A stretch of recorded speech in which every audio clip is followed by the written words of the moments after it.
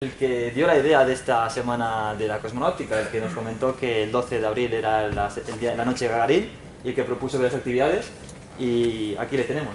Así que nada, muchas gracias, Oscar.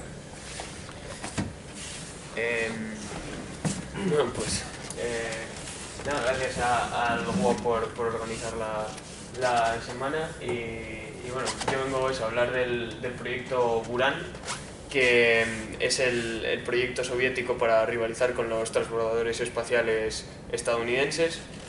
El contexto en el que nos movemos es la carrera espacial de la Guerra Fría. Toda la lucha tanto propagandística como militar por alcanzar el espacio y utilizarlo por cualquiera de las dos superpotencias, con la llegada del Sputnik a la órbita, los primeros seres vivos y seres humanos en órbita, la carrera hacia la Luna, los planes para llegar a Marte, que bueno, con todo el asalto a la Luna se fueron olvidando, pero bueno, todo eso era una mezcla de propaganda de las dos superpotencias y aparte de rivalidad para objetivos militares.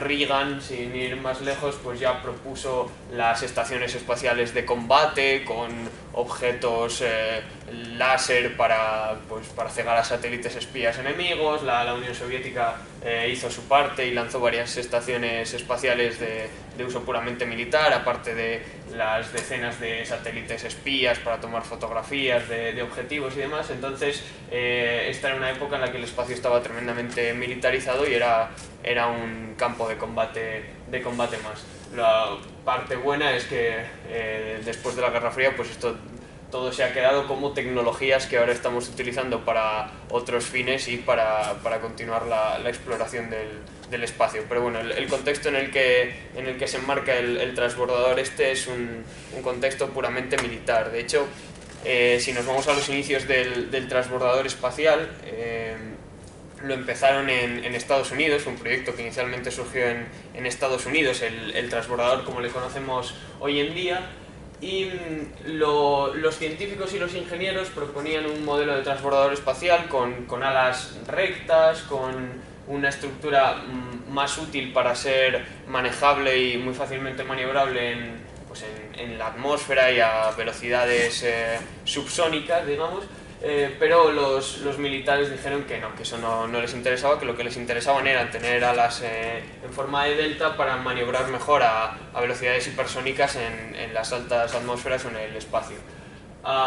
El objetivo del transbordador inicialmente en Estados Unidos era que pudiese despegar de la base aérea de Vandenberg, que es donde ahora se lanzan los de SpaceX y todas estas otros cohetes y satélites. Entonces, que se pudiera lanzar desde allí el transbordador espacial y reparar o incluso instalar satélites espía localizados en órbitas polares. Entonces, el diseño del transbordador espacial del estadounidense, que es el primero que surgió, responde a criterios puramente militares. Los científicos decían que estaría muy interesante otras distribuciones, pero el objetivo primordial pues no era ese en el proyecto.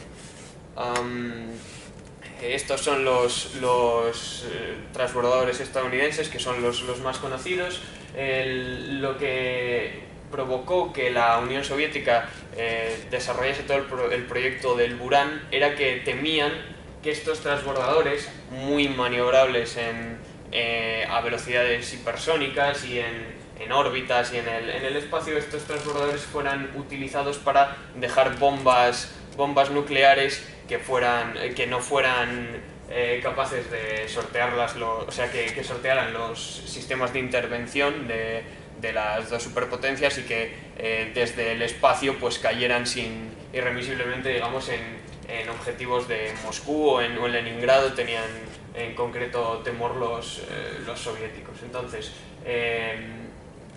el inicio del transbordador y en particular del programa Buran es ese, un temor bastante razonable y bastante grande, porque esto era una tecnología desconocida que estaba apareciendo para un uso militar también desconocido, a que este aparato nuevo fuera, digamos, la pieza que desequilibrase la balanza de la Guerra Fría. Entonces, la estrategia de la Guerra Fría siempre fue, si una de las potencias tenía una tecnología, la otra lo copiaba lo más fielmente posible, entonces la Unión Soviética hizo lo propio.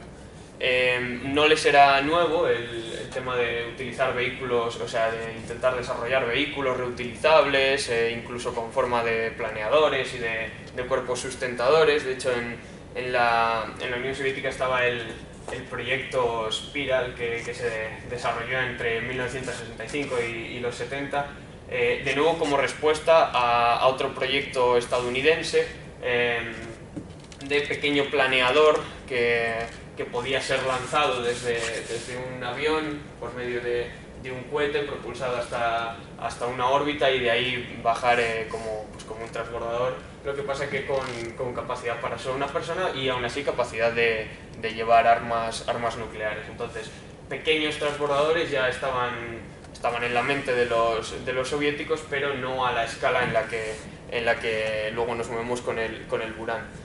Este es el ejemplar, el prototipo del aparato, del Spiral.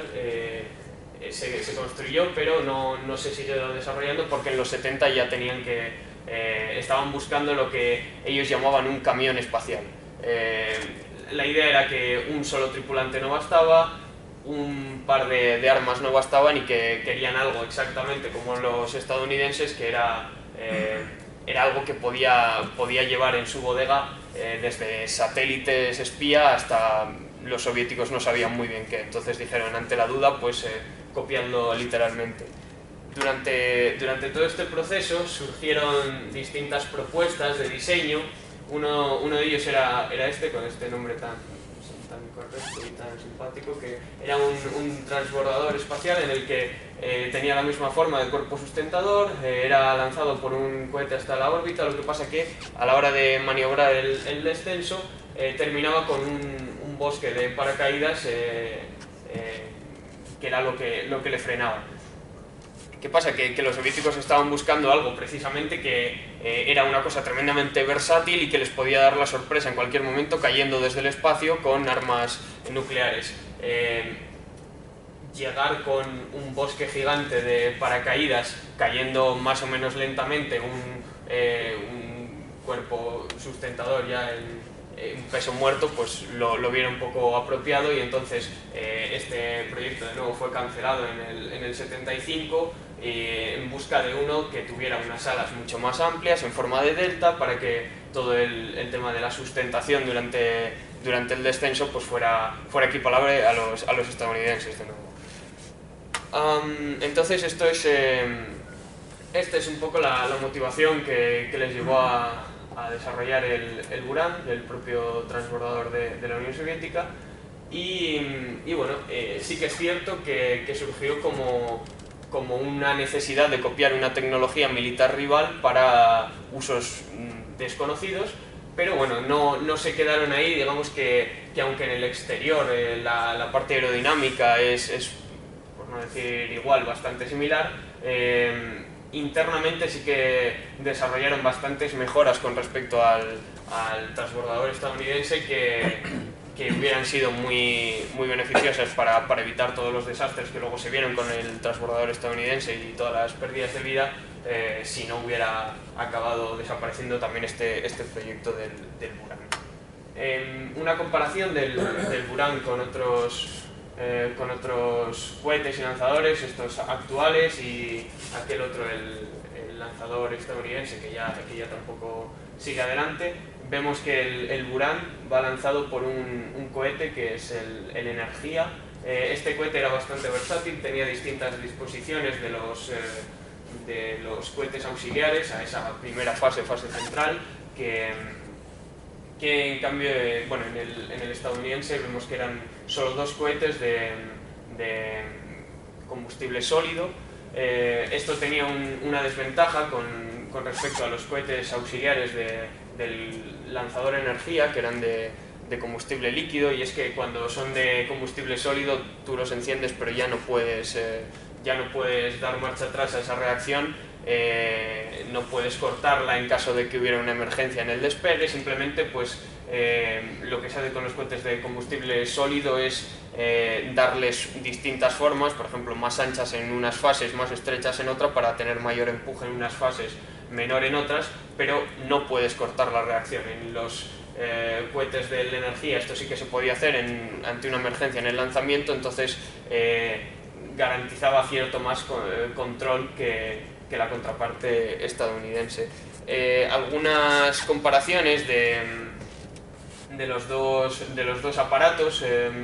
De nuevo, el Buran también como aparato diseñado a imagen ya de uno que ya existía, pues tiene algunas mejoras lógicas cuando partes de un modelo que ya está más o menos probado. Entonces, la capacidad y la autonomía del Buran era bastante mayor que la del Saturn, el lanzador, el transbordador estadounidense. Eran casi 30 días en órbita, podía estar, incluso con la tripulación de hasta 10 cosmonautas, que bueno, en el caso del estadounidense solían ser 8 tripulantes. Las toneladas de carga que podían llevar al espacio era también mayor. Esto era bastante importante, sobre todo para el objetivo primordial, que era lanzar satélites espía y armas nucleares. A mayor capacidad de carga, pues mayor capacidad armamentística del aparato. La preparación del lanzamiento en Baikonur y en Cabo Cañaveral era también bastante más rápida. El sistema era distinto, seguro que habréis visto el gran edificio vertical por el que salía el lanzador estadounidense ya en vertical con el cohete, y simplemente se iba transportando hasta la rampa de lanzamiento en vertical. En cambio, en el caso soviético, luego lo veremos en un vídeo, se transportaba en horizontal por medio de un sistema de locomotoras, y luego se giraba en la propia rampa de lanzamiento.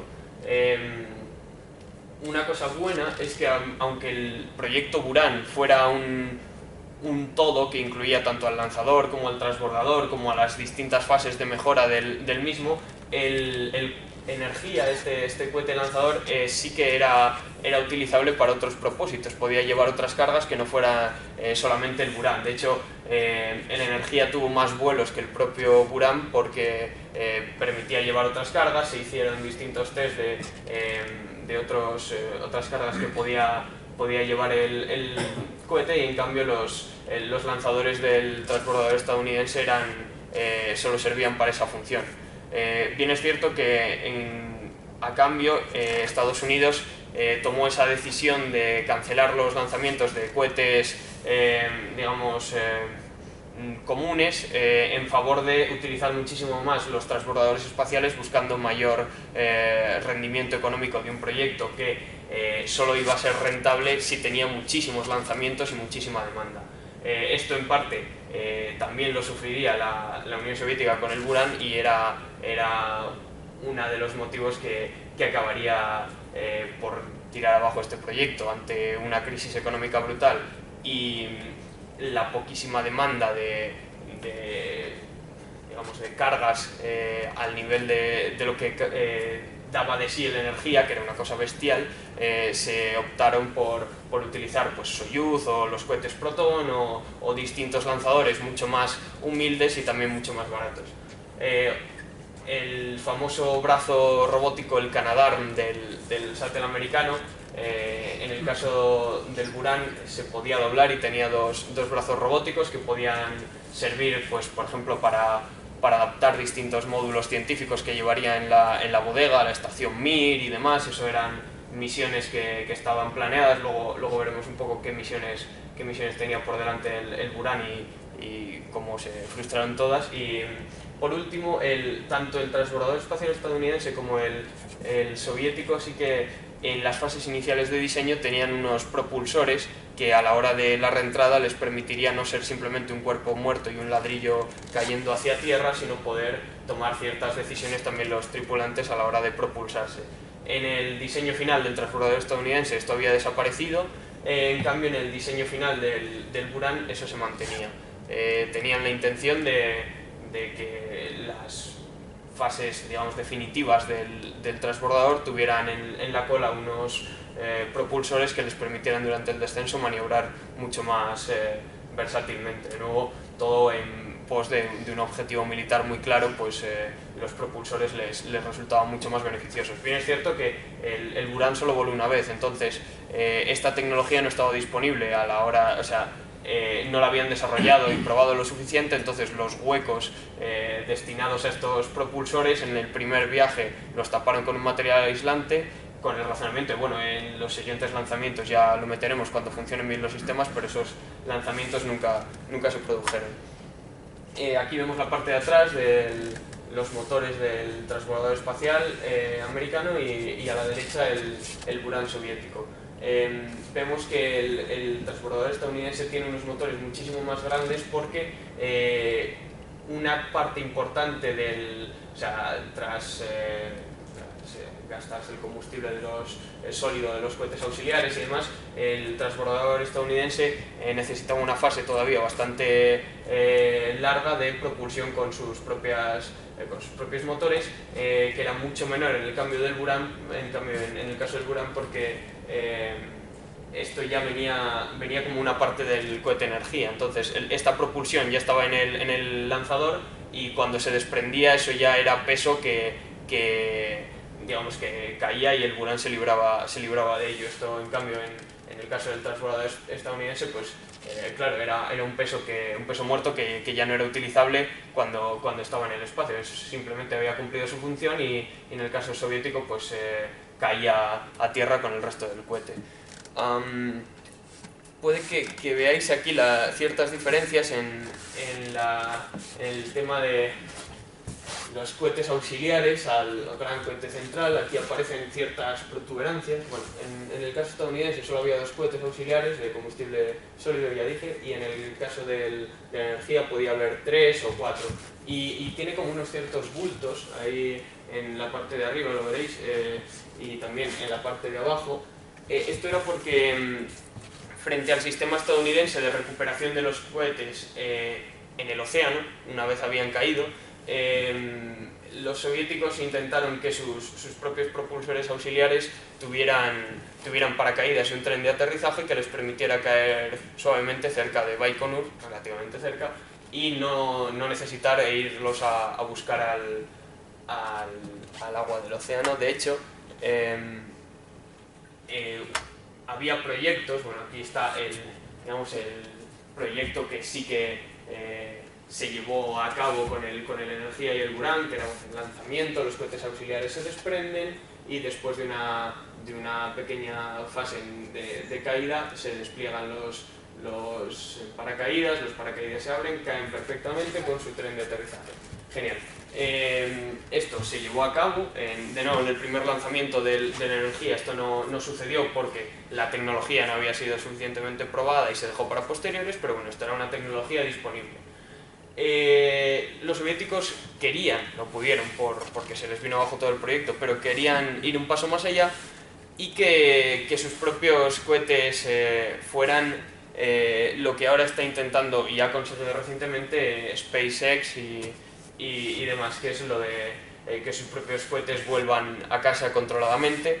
Y entonces estaban diseñados futuras generaciones de cohetes auxiliares que incluían un motor a reacción en la parte delantera, unas alas que se desplegarían y un tren de aterrizaje. Esto permitiría que, una vez se separasen de la energía, volaran de vuelta a una pista de aterrizaje ya convenida y no tuvieran que ir a buscarlos ni absolutamente nada.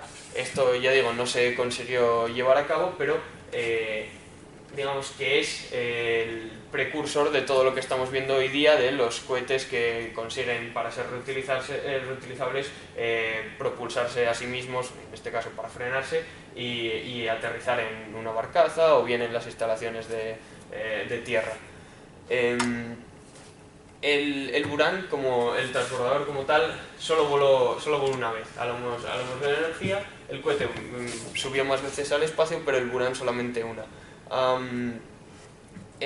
La cronología del vuelo es un poco accidentada. De hecho, los soviéticos que ya planeaban, o sea, ya estaban viendo los científicos y los ingenieros implicados que este proyecto se les venía abajo y que en cualquier momento se lo podían cancelar, habían decidido inicialmente llamarle Baikal al transbordador porque, claro, como igual que en Estados Unidos, iban a hacer un montón de transbordadores, entonces cada cual tendría su nombre, siendo Buran el nombre del proyecto general. Pero, bueno, en el 85 llega el Baikal, que era el primer aparato que llegaría al espacio, llega a Baikonur para ensamblarse, y ya un par de años después de todas las pruebas de sistemas eléctricos y demás, lo deciden cambiar el nombre a Buran, el mismo nombre que el resto del programa, un poco reivindicando y haciendo visible el propio programa ante las autoridades soviéticas para que no se lo cancelaran. Y sobre todo porque ya estaban viendo que el tema de hacer un montón de transbordadores, cada cual con su nombre, cada vez era menos factible. Aquí vemos hasta 1988 las pruebas que se estuvieron haciendo de integración con el cohete Energía. Esta es una imagen curiosa porque este tubo de aquí, de arriba, es la rampa de entrada normal que utilizarían los cosmonautas cuando se dirigieran al Buran. No se dirigieron en ningún momento porque el único vuelo que hubo fue sin tripulación, pero bueno, el tubo de abajo, no obstante, es lo curioso porque es la vía de escape del Buran. Por ejemplo, en la Soyuz actualmente está la torre que les permite, en caso de emergencia durante el despegue o mientras están en la rampa, una torre que hace que la Soyuz se propulse lo suficientemente alto como para desplegar unos paracaídas y llegar sanos y salvos. Un sistema que también tenía los cohetes que llevaron a la Luna a los estadounidenses, demás. El razonamiento era que ante una emergencia que fuera a hacer explotar, por ejemplo, el cohete, poder salvar la vida de la tripulación. En el caso del transbordador no podía tener, como en una Soyuz, un cohete que separe esa cápsula, porque no hay una cápsula sino un todo. Entonces el método de escape era una especie de montaña rusa, en la que los cosmonautas se desplazaban por ese tobogán, iban a parar a un búnker y allí estaban a salvo incluso de la explosión del cohete Energía. Era un búnker que estaba al lado de la rampa de lanzamiento. Entonces la imagen curiosa era esa. En el caso de los transbordadores estadounidenses había algo similar, aunque sin asientos y sin carricoches, y era un tobogán que desembocaba en una sala de goma, que llamaban. Era un tobogán en que, claro, tenía los 110 metros de caída del cohete y que les llevaba directamente a unas salas al lado de la rampa de despegue. Esa sala primera estaba forrada de goma para compensar el golpe que se darían los astronautas al llegar con el tobogán, pero bueno, compensaba el hecho de que lo otro era una explosión del Saturno V y eso ya era mucho peor. Entonces, los métodos de evacuación eran estos en caso de emergencia durante el despegue. Bueno, en junio estaba todo preparado para que el Buran pues terminase las últimas pruebas y fuera lanzado. Tuvo que volver al hangar por algunos problemas en la guía de los sistemas de guiado y de vuelo automático, también porque algún soldado, un soldado que estaba de servicio se le ocurrió rayar su nombre y la fecha en una de las losetas térmicas, lo cual, claro, fue una terrible idea y hubo que volver a repararlo. Bueno, el tipo fue expulsado fue sancionado en el ejército, fue expulsado de las organizaciones a las que pertenecía y bueno, pues se retrasó el despegue unas pocas semanas. En octubre, un nuevo intento de lanzamiento que se aborta a los 51 segundos de que se encendieran los motores porque una de estas rampas no conseguía separarse, entonces hubiera sido también la destrucción de la Energía y el Buran. Entonces un nuevo lanzamiento abortado y ya por fin el 15 de noviembre despega a las 6 de la mañana más o menos de Baikonur el sistema energía Buran. Despegó en unas condiciones pésimas que en Estados Unidos, por ejemplo, no hubieran permitido nunca que se produjera el despegue. Por ejemplo, no solo había una tormenta sobre el cosmódromo, los vientos eran de unos 20 km por hora, el máximo recomendado eran 15, aparte había lluvia fuerte ese día y claro, la lluvia a alta velocidad, las gotas de agua podrían dañar las losetas de cerámica. Eso en Estados Unidos tenían prohibido los transbordadores despegar en días de lluvia. Bueno, aquí ya estaban en el 88, se veía que les iban a cancelar el proyecto si esto no daba resultados y dijeron, bueno, que sea lo que tenga que ser, pero lanzadlo ya. Entonces, pues esta fecha se lanzó y voy a poner un vídeo del despegue, a ver si lo tenemos por aquí. Vídeo que, claro, en el momento fue imposible de conseguir, se ha conseguido después de la caída de la Unión Soviética y demás, porque bueno, pues no tenían la costumbre que sí que tenían los estadounidenses de hacer gran exhibición y propaganda de sus hazañas en el espacio. Era todo llevado con bastante secretismo, de nuevo porque el objetivo era militar. Entonces, pese a que la propaganda les podía interesar, bueno, pues aquí estaban hablando de el arma que creían que iba a revolucionar la Guerra Fría. A ver, el vídeo tiene algunas escenas de la integración del sistema energía y Buran. Esta es el hangar de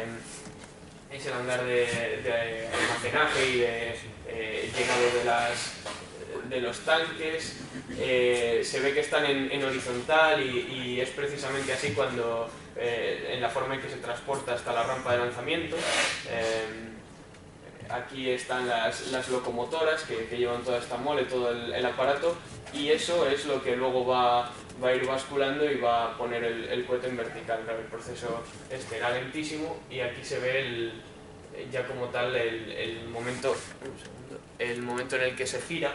Aquí vemos estos cuatro motores que son la parte central de la energía, los motores auxiliares y todos los motores que comentaba antes, que en el caso del satélite estadounidense van incorporados en el propio aparato y en el caso soviético iban todos incorporados, o la mayoría incorporados en el propio cohete, para que eso luego no fuera peso muerto. Bueno, pues este es el proceso de ponerlo vertical y el sistema la única vez que despegó. No sé si... ahí están las imágenes. Ahora veréis que de hecho era un día de tormenta, ya digo, y lo vamos a ver durante apenas unos segundos, porque luego ya atraviesa la capa de nubes, la densa capa de nubes que había con toda la tormenta y demás. Ese es el lanzamiento, claro, la calidad tampoco es que fuera la leche, y hasta ahí. Hay varias tomas, pero bueno, tampoco nos da mucho más. Esta es una toma lateral, se ve todo el vapor de agua, porque todo esto era hidrógeno y oxígeno, toda esa nube es vapor de agua, y el despegue del aparato es el cohete más potente que se ha construido jamás, y bueno, pues debía ser un portento bastante espectacular. Bueno, no vamos a ver, yo creo, más tomas porque no tiene más sentido. Pero eso, las condiciones del despegue fueron lo menos recomendables que había, pero ya no se podían permitir un tercer aborto en el despegue, porque el proyecto se les venía encima. Durante el vuelo el aparato estuvo dando 2 órbitas a la Tierra.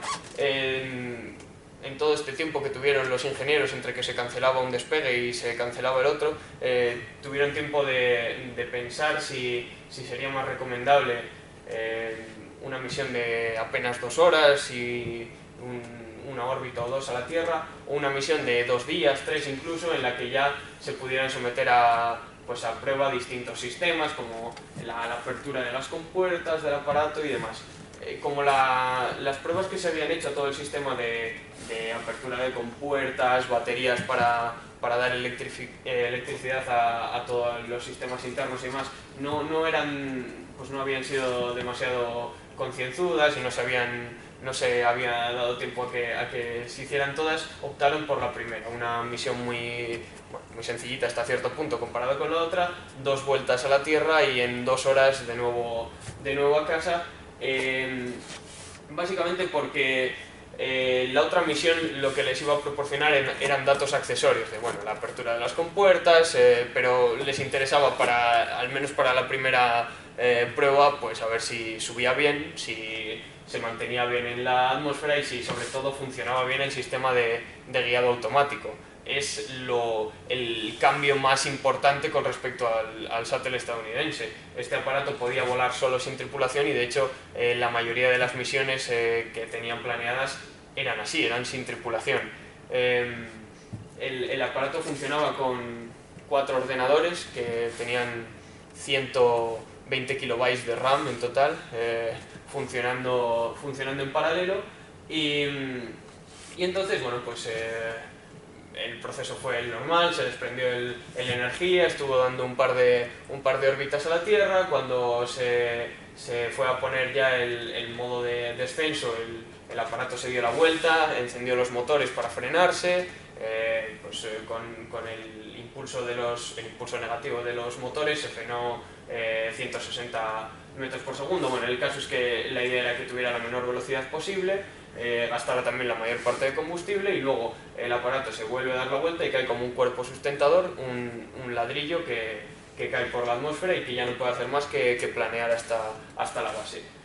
Tenía todas las instrucciones el aparato introducidas ya, entonces el vuelo era automático y era lo que decidieran los ordenadores de a bordo. Y tenían pensado los ingenieros que en el control de tierra tenía que acercarse de esta forma a la rampa a la pista de aterrizaje y tenía que describir una de esas 2 circunferencias y pues todos los cálculos les daban a los ingenieros que sería esta de aquí, pero en determinado momento el cacharro giró 45 grados y durante unos instantes en el control de tierra se plantearon la opción de pulsar el botón de autodestrucción, que sí llevaba un sistema de autodestrucción el aparato, porque no sabían muy bien qué es lo que estaba pasando o hacia dónde se dirigía. Claro, el hecho de que cayera en población habitada, en un lugar poblado, pues no se lo podían permitir y estuvieron valorando la idea de destruirlo hasta que vieron que el aparato terminaba la circunferencia y caía perfectamente en la rampa, en la pista de aterrizaje, una frenada de unos 1,5 kilómetros más o menos, y se paró con una diferencia de solo 3 metros su rueda con la parte central de la pista. O sea, fue todo un éxito. Claro, luego los ingenieros lo que estuvieron viendo fue que los propios ordenadores detectaron unas rachas de viento imprevistas y decidieron por su cuenta de riesgo que el Buran se iba para otra parte. Esto es un éxito absoluto, el hecho de que se pudiera manejar automáticamente por sus propios medios informáticos. Otro avance que demostró el Buran respecto al transbordador estadounidense y que luego este adoptaría fue que en el descenso y en el aterrizaje desplegó unos cuantos paracaídas, que de hecho en la imagen que hemos visto antes de los motores se puede ver, esta es la cápsula de los paracaídas. Inicialmente los transbordadores estadounidenses no tenían paracaídas de frenado durante el aterrizaje y luego lo incorporaron. Entonces el Buran ya en sus inicios se servía de esto para reducir la necesidad de pista, entre otras cosas porque el aparato tenía que estar con varias pistas disponibles a la vez. Una vez que salía el cohete y esto empezaba a orbitar, alrededor de la Unión Soviética tenían que estar preparadas múltiples pistas de aterrizaje por si alguna variable se les escapara, una órbita subiera demasiado. Entonces tenían una en Crimea y tenían otra en Baikonur y otra en el extremo más oriental de de la Unión Soviética por entonces, por si las moscas. Entonces, claro, los requisitos debían ser los mínimos posibles para las pistas y los paracaídas eran una herramienta. Cabe decir que en el primer vuelo del Buran ninguna de las pistas de emergencia estaba disponible, entonces estaban preparándolas para futuras misiones, pero bueno, en la primera lo lanzaron un poco hacia la aventura y cogieron los dedos para que no necesitara utilizar ninguna de ellas porque no hubiera sido factible. Luego, con el tema del Buran, hay un montón de cacharros que se supone que son el Buran. En Moscú hay uno en un parque, en Alemania hay otro en un museo, en Baikonur hay dos. Entonces se me ocurre que puede ser interesante hacer un repaso por las distintas fases de la construcción del Buran y un poco los distintos ejemplares que se hicieron pues, tanto para hacer pruebas como para ejemplares de vuelo como tal. Se hicieron muchísimas maquetas que solían llevar la nomenclatura soviética venía a ser un poco desagradable, entonces era MK1, MKL1, OK2, cosas, nombres en clave que tampoco daban más información. La M es de maqueta y entonces esos son los ejemplares destinados a ensayos del personal de tierra, ensayos de acoplamiento con el cohete energía y demás. Este es un ejemplar que sin fuselaje y demás, solo para pruebas de sistemas eléctricos y demás, ejemplares de pruebas de vibraciones para la habitabilidad de la cabina y los cosmonautas y demás. Este es un ejemplar solo de la cabina que tampoco pues recibió más fuselaje ni nada. Este ejemplar luego comentamos a dónde acabó. Este era el OKGLI, este era el ejemplar de pruebas de vuelo en atmósfera. Entonces era un Buran pero con dos turborreactores que le permitían despegar de una pista normal y hacer pruebas de resistencia a la atmósfera y demás. No llegó nunca al espacio, pero este fue el ejemplar que más vuelos hizo porque eran suborbitales y podía despegar y aterrizar perfectamente como un avión a reacción normal. Este ejemplar es el que ahora mismo está en un museo de Alemania. Tuvo muchísimas peripecias, fue vendido cuando cayó la Unión Soviética, esto dejó de ser propiedad estatal, se vendió a empresas privadas, se vendió a una empresa australiana que lo quería poner en Sydney durante las Olimpiadas, se lo llevaron allá, la empresa quebró, entonces se quedó aparcado en Sydney pudriéndose durante meses. Lo compró una empresa en Bahrein que cuando llegó al puerto también quebró y se estuvo pudriendo a la intemperie del clima de Bahrein durante unos cuantos años en el desierto. Luego lo denunció un periódico alemán y entonces en el Technikmuseum Speyer de Alemania pues decidieron que eso no podía estar así pudriéndose un ejemplar tan valioso de la historia de la exploración espacial y se lo llevaron de esta forma que vemos al museo, donde bueno, pues le han dado un descanso más o menos digno. Otro ejemplar de pruebas de transporte es el OKML-1. Aquí vemos el primer avión con el que se utilizó para transportar los prototipos del Buran, resistencia en atmósfera, de nuevo un poco pruebas de vuelo, pero con un ejemplar que no era capaz de volar por sí mismo. Posteriormente se diseñaría un avión propio para el transporte del Buran, el Antonov 225 creo que es. El asunto era que el Buran iba a aterrizar en distintas pistas de aterrizaje a lo largo y ancho de la Unión Soviética y tenía que volver a Baikonur, entonces se necesitaba un un aparato que no transportase una maqueta vacía, sino que transportase a todo el Buran desde la pista de aterrizaje hasta el cosmódromo. El avión a día de hoy sigue siendo el avión más grande del mundo y se hizo exclusivamente para transportar los elementos del programa Buran. Luego, pues claro, se le han dado otros usos y de vez en cuando aparece para transportes de grandes cargas.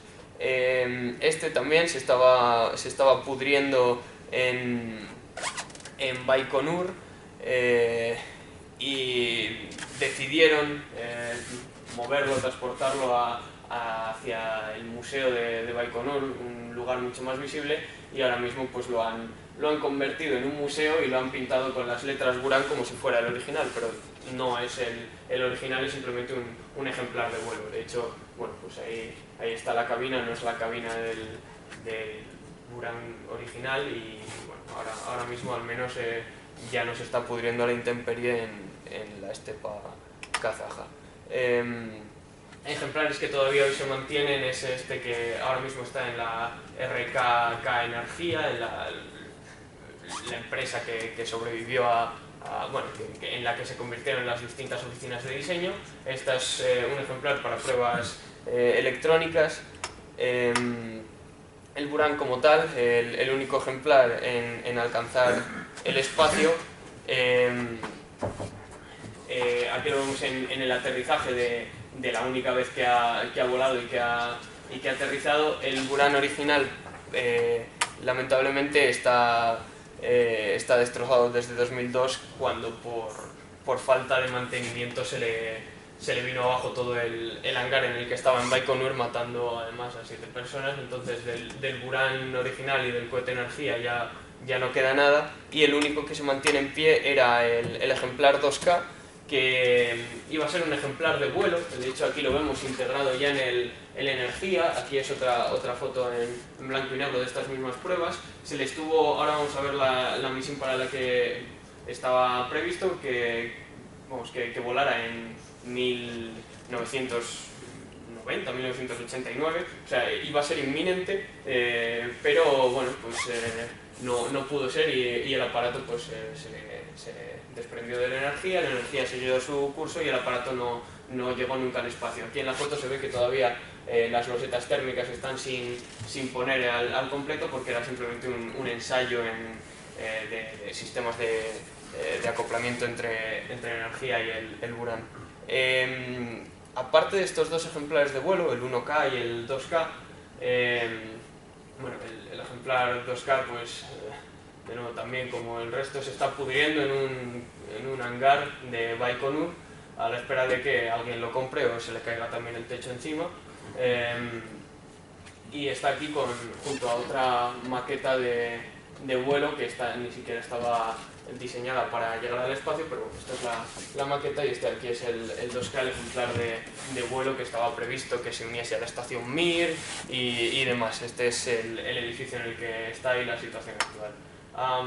Como digo, aparte de estos dos, del 1K y 2K, se preveía que ya iba a haber avances del Buran, iba a haber nuevas generaciones que pues mejoraran los sistemas, que incorporasen nuevos avances y demás. Este es el 3K, era el primero de los que se iba a desarrollar en la segunda serie, pero quedó construido al 45% más o menos. También iba a haber un 4K, un 5K, iba a haber nuevas series de Buran que iban a ser más ligeros, cada vez más adaptables para la tripulación de 10 cosmonautas, y iban a ir un poco avanzando según los requisitos de las distintas misiones, porque en todo este espectro de años que llevamos recorridos, toda la motivación inicial, que eran las estaciones de combate de Reagan, la tensión brutal entre las dos superpotencias, pues digamos que se estaba relajando mucho. Entonces los objetivos netamente militares cada vez eran menores. La tensión era mucho menor y este programa dejaba de tener sentido. De hecho, uno de los motivos de su desaparición fue ese, que dejó de tener sentido el objetivo militar. Aquí es una construcción del ejemplar 4K, la tercera serie del Buran, aparte de un montón más de maquetas, y bueno, aquí vemos las alas en delta y demás. El 4K, por desgracia, no llegó a construirse ni siquiera al completo del fuselaje, y ahora mismo está en un desguace de las afueras de Moscú a la intemperie, y también como el 2K, pues pudriéndose.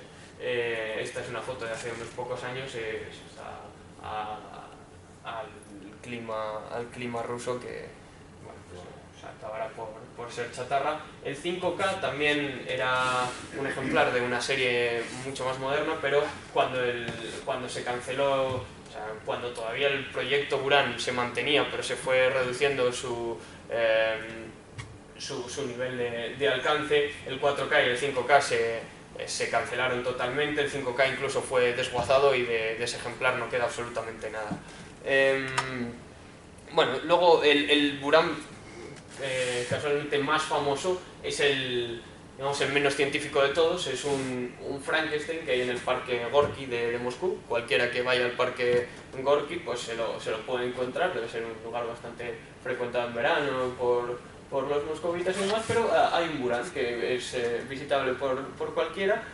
Pero es un Frankenstein de lo que decía antes, un morro de un ejemplar de pruebas de vibración, unas alas de unas pruebas para túneles de vacíos, la cola de un ejemplar para pruebas de acoplamiento de los motores, etcétera, etcétera. Y bueno, pues con eso lo han montado un poco, lo han puesto Buran, y pues ahí se mantiene.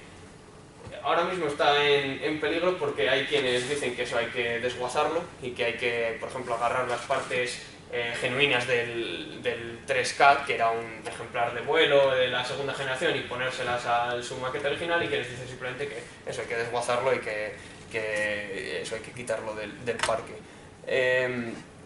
Por último, todas estas maquetas y todos estos ejemplares de vuelo pues se plantearon, fueron construidos porque tenían un programa muy ambicioso por delante. Bueno, claro, el programa se fue recortando cada vez más y fue cada vez menos ambicioso. Vamos a ver los planes y las ambiciones que tenían para el Buran en los distintos años. En 1988 consideraban que hasta que estuviera operativo como tal el proyecto tenía que haber 10 misiones de prueba, 10 vuelos orbitales, 10 comprobaciones de que todo iba bien. La primera, claro, fue en el 88, la segunda sería a finales del 89, y ya en el 90 ya habría una primera misión tripulada, y ya las demás serían tripuladas hasta las 10. Eso sí, no llegarían al límite de los 10 cosmonautas máximos, sino que tendrían solo 2, que tendrían sus propios asientos eyectables por si hubiera cualquier problema y demás. Después del 92 incluso se veía que entrarían en funcionamiento las nuevas series, y ya seguirían avanzando con los 5 ejemplares de vuelo. Tendrían 5 transbordadores y demás. En el 89 ya empezaron a ver que esto no era realista. Fueron posponiendo la segunda misión no tripulada, por ejemplo de la 2K. Pues plantearon una misión de 2 días, de nuevo, para probar un poco los sistemas de ese aparato en concreto, de subida y de reentrada en la atmósfera. Y luego ya, un par de meses después, este ejemplar estaría acoplado a la Mir, estaría durante 8 días, los cosmonautas de la Mir entrarían para evaluar los sistemas, etcétera, etcétera, y volvería de nuevo automáticamente a Tierra. En el 93 se planeaba una segunda misión del Buran, del que sí que voló, 15 días en la atmósfera, en la órbita, probando todos los sistemas, y una misión tripulada de la segunda generación. A estas alturas todavía se pensaban en los objetivos militares, y aparte de desplegar satélites espía y de plantear misiones de reparación de satélites espías, un poco lo que luego pasó con el transbordador americano y el Hubble, pero con satélites espías y cosmonautas. Aparte de esto había misiones absolutamente desquiciadas, como el lanzamiento de 10 pequeños transbordadores, que bueno, simplemente serían vehículos de reentrada que llevarían propias armas nucleares cada uno, irían todos en la bodega del Buran y eso serviría como, pues, bueno, como un misil intercontinental, pero muchísimo más directo indetectable por los sistemas de alerta y demás. Todas estas misiones, pues eso, todavía se enmarcan en un tiempo en el que ya las relaciones no eran tan tensas, pero querían tener la tecnología por si acaso. Después el proyecto se viene abajo rápidamente. En el 89 bueno, pues ya se piensa que el despegue de la 2K, que en el 88 había estado ya en el Energía haciendo pruebas de acoplamiento y demás, ya hasta diciembre del 91 no volaría, y además las dos misiones que iba a haber antes, una de 2 días probando los sistemas más importantes y otra de 8 probando ya más detalles de cara a acoplarse con la Mir, que esas dos misiones se iban a juntar en una sola porque tampoco había tiempo para más, y se planteaba que en esta misión, que se acoplaría a la Mir, al desacoplarse y entrar en órbita, una Soyuz con 2 cosmonautas llegara al transbordador e hiciera un simulacro de rescate para, pues, ante un posible salvamento de cuando hubiera una tripulación, y luego el aparato de nuevo volviera a aterrizar por su propio pie. Para el 93 se dejó ya la primera misión tripulada y un acoplamiento de la misma a la Mir. La primera misión tripulada, que en principio se pensaba apenas para el 89. La Soyuz se hizo, y de hecho tiene el puerto de atranque al Buran, pero nunca llegó a atracar en el Buran, sino que fue una más de las Soyuzes que llegó a la Mir. Pero bueno, esta parte del programa y del simulacro de salvamento y tal sí que se llegó a diseñar, pero nunca cumplió su objetivo. Por último, en octubre del 91, apenas unas semanas antes de que colapsara toda la Unión Soviética, ya se dejaba hasta el 95 las primeras misiones habitadas, y ya planeaban que entre el 96 y el 2000 tendrían unas 3 misiones al año, ya solo con dos lanzadores, porque el resto habían cancelado totalmente su construcción. En el 92 y el 93 nunca hubo un decreto de que se cancelase el proyecto, pero dejó de llegar financiación, entonces el proyecto desaparece en el 93 por falta de fondos, y ahí acaba toda la historia del transbordador Buran, del que, pues eso, ahora solo quedan un par de piezas de museos, un par de cachos de chatarra pudriéndose en distintos lugares del mundo, y bueno, el Antonov, que sigue siendo el avión más grande del mundo, pero que ya no va a transportar ningún transbordador espacial en las próximas fechas. Y bueno, eso ha sido un poco todo. Gracias por la atención.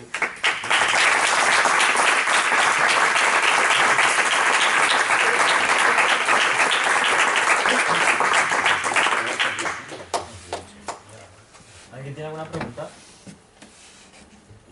Yo la pregunta es que si tenían planes de hasta el 2000, imagino que en el 1990 y tantos ya estaban colaborando con los americanos en la ISS, ¿no? Y los americanos estaban usando los transportes espaciales, porque no hubo un flujo de tecnología, por ejemplo, en el tema del autoguiado, el control automático hacia ellos, ¿sabemos? Bueno, de hecho en el 91, finales del 91-92, cuando la Unión Soviética se viene abajo y Rusia como tal ve que no es capaz de llevar este proyecto en solitario, intentó hacer cualquier cosa con el proyecto que le eximiera de la responsabilidad única, y bueno, pues se lo estuvo ofreciendo a distintos grupos, y de hecho en parte se ofreció colaboración a Estados Unidos, y bueno, un poco se le dejó la tecnología de, bueno, ya estamos derrotados, ¿qué hacemos con esto? Y no hubo mayor interés por parte de Estados Unidos en mantener vivo el programa del transbordador Buran, en parte porque estaban apostando por los suyos propios, y ahí quedó en nada el proyecto. No consiguieron que nadie se interesara, y el proyecto se canceló totalmente, pero sí que hubiera estado interesante.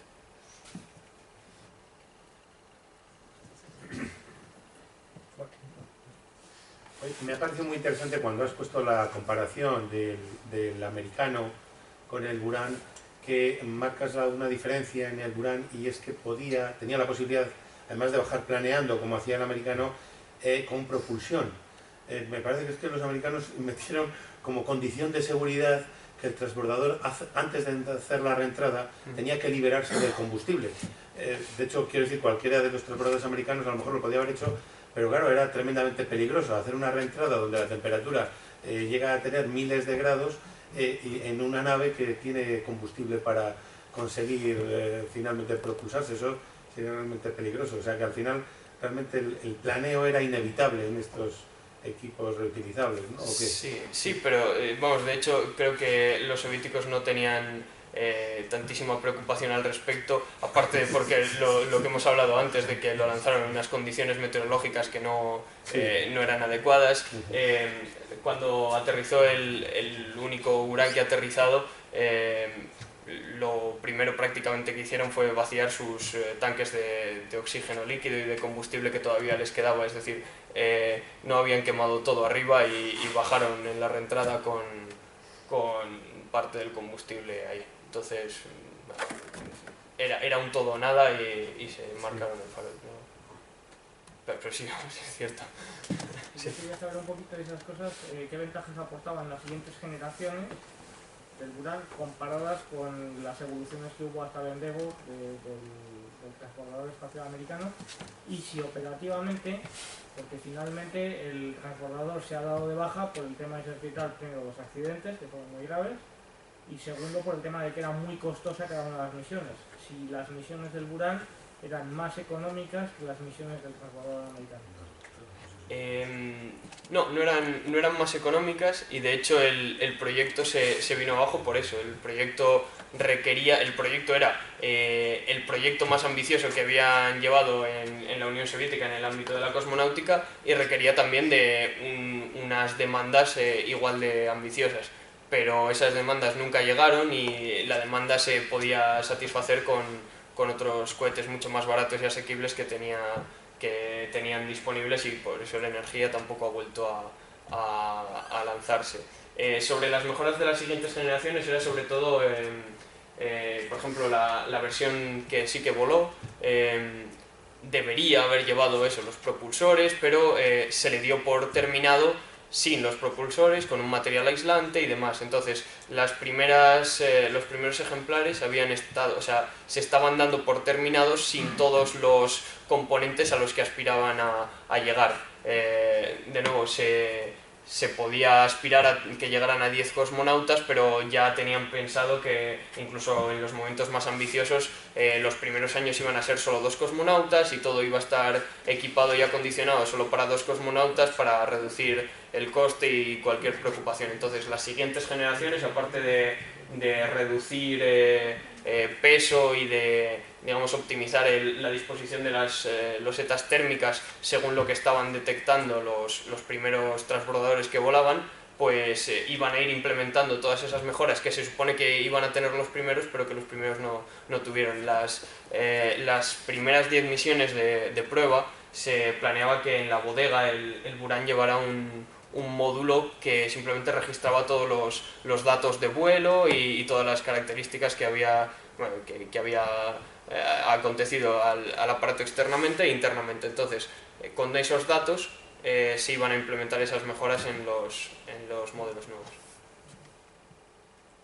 ¿Por qué motivo el avión lleva un pincho en la parte delantera?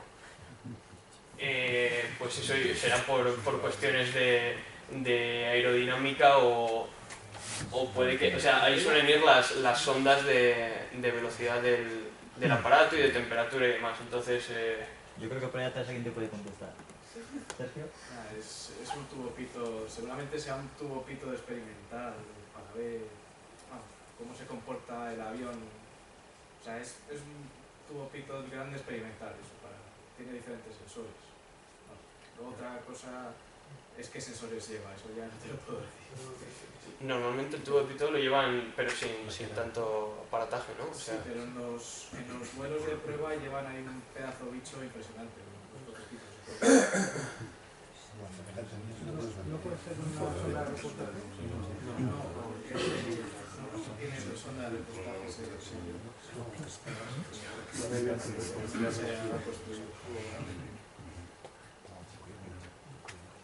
¿Hay alguna otra pregunta por ahí?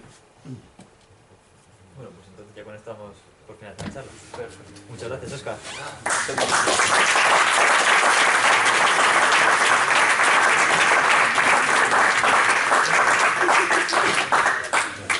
Antes de nada, recordaros que el martes que viene hay una película, una proyección película también sobre Gagarin.